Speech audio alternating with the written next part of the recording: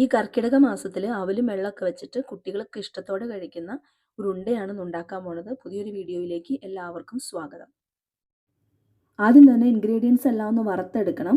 ഞാനിവിടെ 2 കപ്പ് അവൽ എടുത്തിട്ടുണ്ട്. 250 ml കപ്പിൽ 2 കപ്പ് അവലാണ് എടുത്തിട്ടുള്ളത്. ചുവന്ന അവലാണ് ഞാനിവിടെ യൂസ് ചെയ്തിട്ടുള്ളത്. ഈ അവലെല്ലാം ഒന്ന് ക്രിസ്പിയായി കിട്ടണ വരെ ഒന്ന് വറുത്തെടുക്കണം. ലോ ടു മീഡിയം ഫ്ലെയിമിലിട്ടിട്ട് വേണം വറുത്തെടുക്കാനായിട്ട്. അവലെല്ലാം നന്നായിട്ട് ചൂടായി ഇതുപോലെ പൊടിച്ച് നോക്കുമ്പോൾ പൊടിഞ്ഞു പോകുന്ന ഒരു പരുവാവണം. ആ രീതിയിൽ വേണം വറുത്തെടുക്കാനായിട്ട്. അപ്പോൾ അവലെല്ലാം റെഡിയായി കിട്ടിയിട്ടുണ്ട്. ഇനി ഇത് ചൂടാറാനായിട്ട് മാറ്റി വയ്ക്കാം. ഇനി വേണ്ടത് എള്ളാണ്. 1/2 കപ്പ് എള്ള എടുത്തിട്ടുണ്ട്. അതും ഒരു പാനിലോട്ട് ആഡ് ചെയ്ത് കൊടുത്ത് വറുത്തെടുക്കണം. എള്ളൊന്ന് പൊട്ടി തുടങ്ങണ വരെ വേണം വറുത്തെടുക്കാനായിട്ട്. ഇതും ലോ ഫ്ലെയിമിലിട്ട് വേണം വറുത്തെടുക്കാൻ, അല്ലെങ്കിൽ എള്ള് പെട്ടെന്ന് അങ്ങോട്ട് കരിഞ്ഞു പോകും.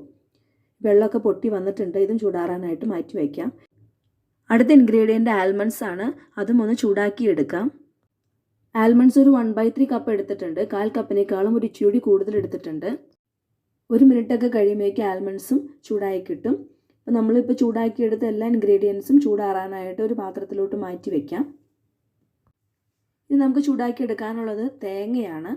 1 കപ്പ് ചിരകിയ തേങ്ങ എടുത്തിട്ടുണ്ട്. 250 ml കപ്പിലാണ് 1 കപ്പ് തേങ്ങ എടുത്തത്. നമ്മൾ അവൽ മെഷർ ചെയ്തെടുത്ത അതേ കപ്പിൽ തന്നെയാണ് തേങ്ങ എടുത്തിട്ടുള്ളത്. തേങ്ങയിലോട്ട് 1 ടീസ്പൂൺ നെയ്യൂടെ ചേർത്ത് കൊടുക്കുന്നുണ്ട്. എന്നിട്ട് തേങ്ങയുടെ കളറൊക്കെ ഒന്ന് മാറി തുടങ്ങണ വരെ വേണം ഒന്ന് വറുത്തെടുക്കാനായിട്ട്.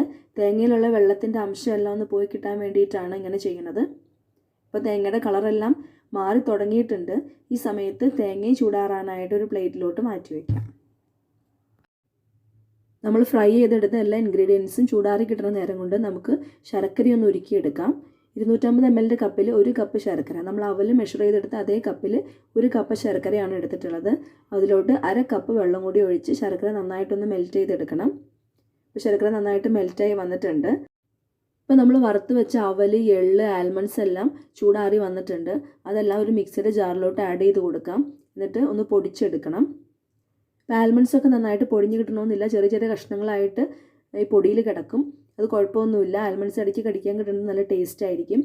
ഇനി നമ്മൾ വറുത്ത് വെച്ച തേങ്ങയും ഒരു മിക്സിയുടെ ജാറിലോട്ട് ആഡ് ചെയ്ത് കൊടുത്തിട്ട് ഒന്ന് പൊടിച്ചെടുക്കണം.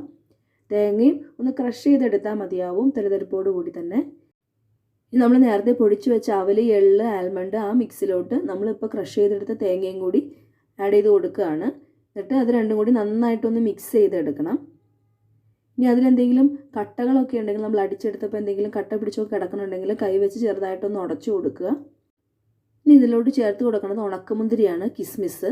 ഇത് ഓപ്ഷണലാണ് കേട്ടോ, നിങ്ങൾക്ക് വേണമെങ്കിൽ മാത്രം ചേർത്ത് കൊടുത്താൽ മതി. ഞാനിവിടെ ഒരു 1/4 കപ്പ് ഉണക്കമുന്തിരി ചേർത്ത് കൊടുക്കുന്നുണ്ട്.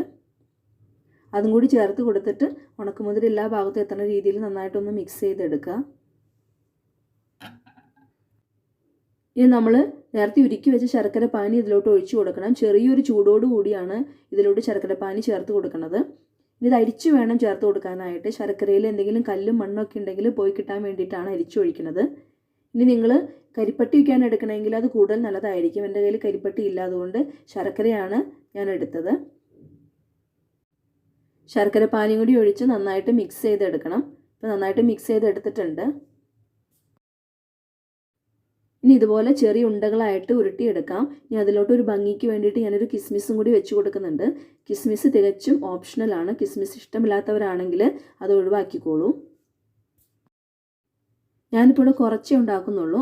കൂടുതൽ ഉണ്ടാക്കി സ്റ്റോർ ചെയ്ത് വെക്കണമെന്നുള്ളവരാണെങ്കിൽ അവലും എള്ളും ആൽമണ്ടും കൂടി ഇതുപോലെ ചൂടാക്കി പൊടിച്ച് ചൂടാറി കഴിയുമ്പോൾ ഒരു ചില്ലുകുപ്പിയിലാക്കി സൂക്ഷിച്ചു വെക്കാം.